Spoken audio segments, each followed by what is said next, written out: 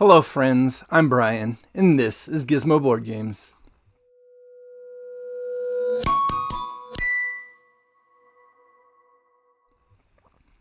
And in America, it is Labor Day, which is a celebration of workers. So with that in mind, I went ahead and thought about 10 of my favorite worker placement games. And that's basically where I went with this list. I was wanting to not really include things that you've seen from me a bunch in my top 50 and whatnot. But then I said, you know what, I'll just make it a straight kind of not countdown, in that I'm just going to do these in alphabetical order. 10 worker placement games that I enjoy, whether or not they show up in my top 50, and a lot of them do, if you've seen those videos. And I also wanted to try to get a little bit of a spread of kind of how they can be played, and we'll get into that, I guess, a little bit more too. I didn't want to just do a bunch of heavy Euro worker placement games.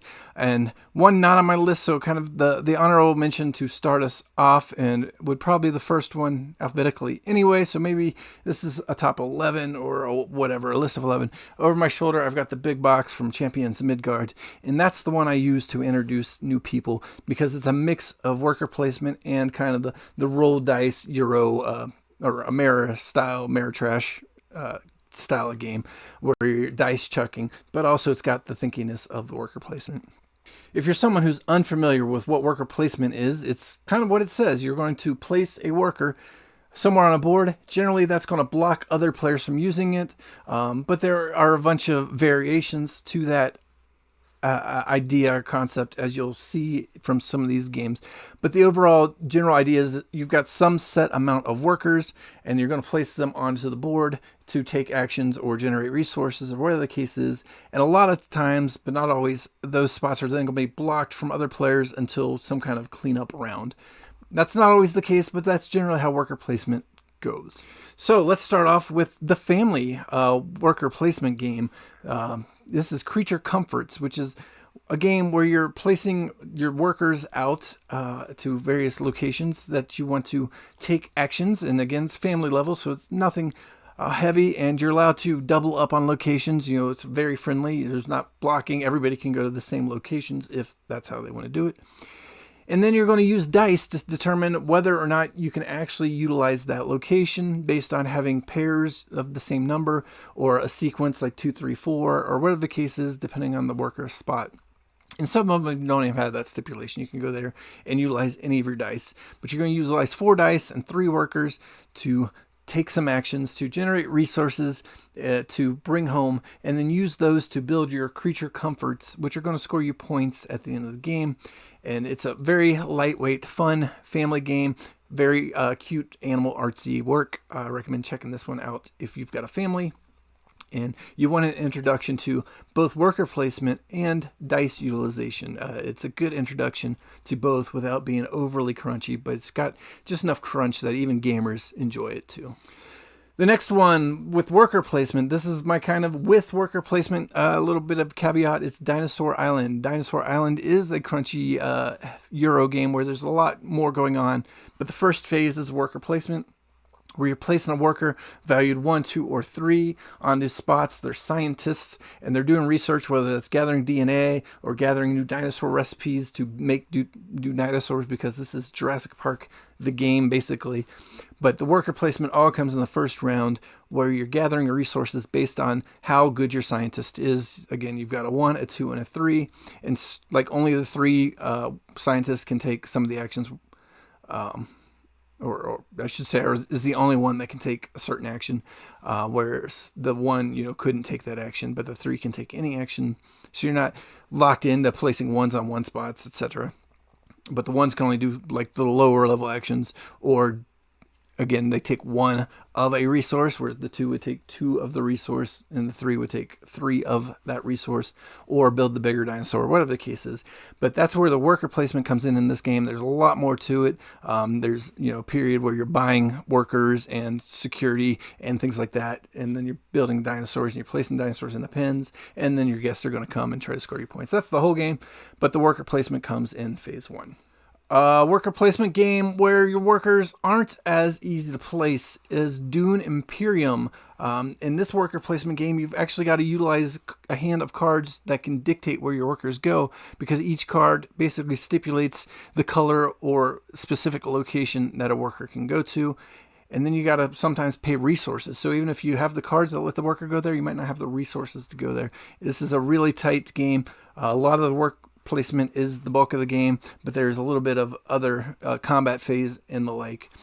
But this is a game where you're really restricted on your worker placement, because you've got to do worker placement and card drafting, kind of the combo of the two. So it's a little deck building, a little worker placement, a little combat, a lot going on in Dune Imperium. I really like this game as well. One that utilizes workers in a very different way than a lot of worker placement games would be Keyflower. In Keyflower, you're using workers not only to take actions, but to also bid on future action tiles, and they are kind of the resource you're paying in the bidding phase, because you can only bid, more than any other opponent did. So if your opponent bids 2 red workers, then you have to beat that with 3 red workers. So the color dictates, the number dictates.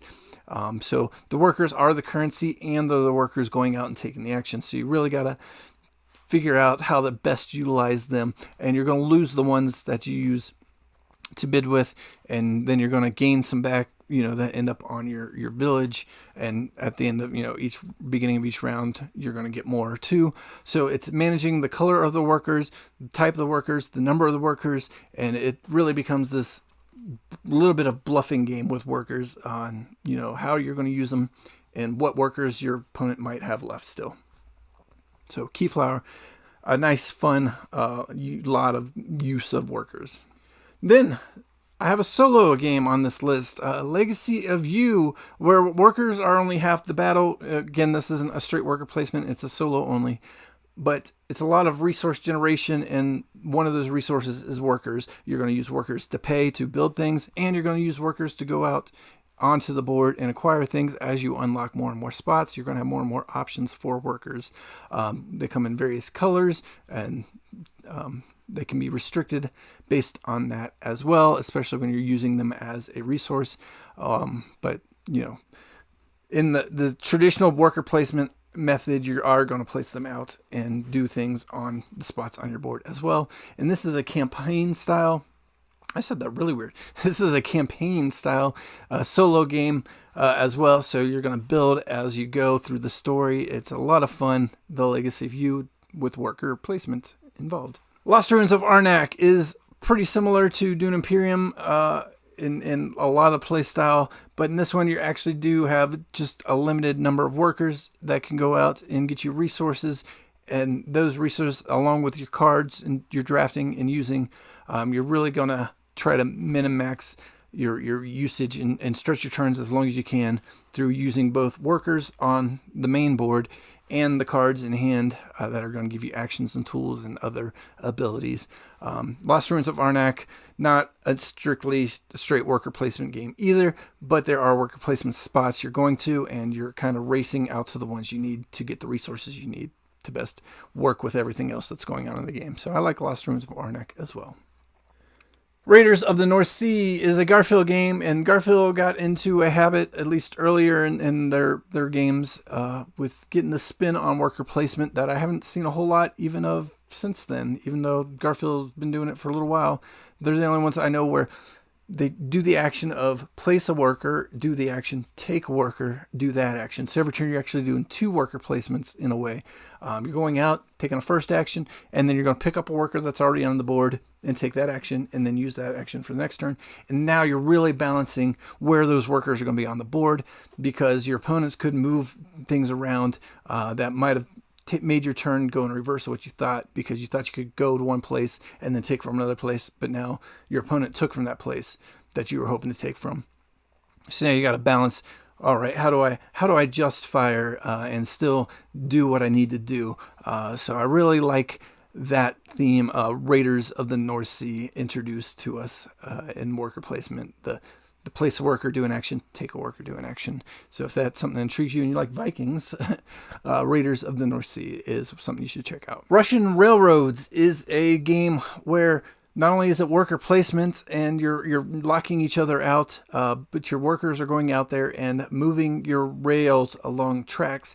And some places you're not even physically able to go to because your rails have different colors and they could get blocked by the rails in front of them if you're not forethinking that. Or you've got an industry track that you can move up and down, but you have to buy more industry tiles to add to those tracks before you're locked out from there too. So it's a heavy, thinky game of how am I going to best get the movements I need from my rails and my industry without being blocked out, because my opponent's trying to do the same thing. My opponent also wants to move the black tracks out of the way as far as possible, and then move the gray ones and then the tan ones and the white ones, and also buy the improvements and everything. So there's a lot to balance and counterbalance. And sometimes you go to take an action and you realize I can't even take that action. So not only is it the standard worker placement where you're racing to do the actions, but you're also racing to not block yourself from being able to do actions on the board. And then your opponent knows you can't do that action, so then they're not even worried about it. They can hold off on their last worker for that action. So there's a lot of really great crunchiness in Russian Railroads. And then let's go old school a little bit. I talked about, one of the ones that got me in, but one of the ones that got everybody in is Stone Age, one of the original worker placements. And in Stone Age, you're placing any number of workers to a lot of the spots to get, a bunch of dice. For every worker you get out there, you're going to roll dice and collect wood or stone or gold or whatever the case is from that location. Or you can send 2 workers out to the hut to get another worker added, to your pool of workers. The little love shack. You can send workers out to cards, because in the end you need to use those resources to buy those huts and buy those things you need to actually score points. So there's a lot of balance in a relatively family-friendly early worker placement game where you can place 1 worker, you can place 2 workers, you can place 4 workers. So everybody's doing different things on their turns, and people are running out of workers sooner than others. So it's a lot of fun. I really like Stone Age, and I'm glad it's here in the community as well. And then finally, Viticulture is one of my favorite worker placement games, and you're just building a vineyard. So you're sending workers out in 2 halves of the board. The first half, they're only taking, the early spring, summer actions of planting the grapes and gathering recipes and things like that. And then the second half, in the fall, winter, you're harvesting and making wine. And then at the end of every round, your wine and grapes are aging in your vineyard, in your cellar. You're going out and you're adding improvements to your vineyard so you can do more. You're making your cellar bigger so you can hold bigger wines. You're just doing all kinds of different things in viticulture. I really like it, and I like some of the concepts that were added with I have the essential edition, so some of the things that added with the later expansions, such as the grande worker, so you're not completely blocked out of actions. You've got the one save where you can still take the action you want to take using the grande worker. Some of the action space on the board would generate you a resource when you go there that other people won't be able to get when they go take that action. Just a lot of neat little things that were introduced with Viticulture, at least with the add-ons that now have ended up in the Essential and Tuscany editions. I have all that, so I don't know exactly what was in the original game, but in my version, I've got all the crunchy goodness that came with Viticulture. And that's the final worker placement game I wanted to talk about. So if you like this video, give me a thumbs up. Comment below your favorite worker placement games, especially ones I haven't checked out.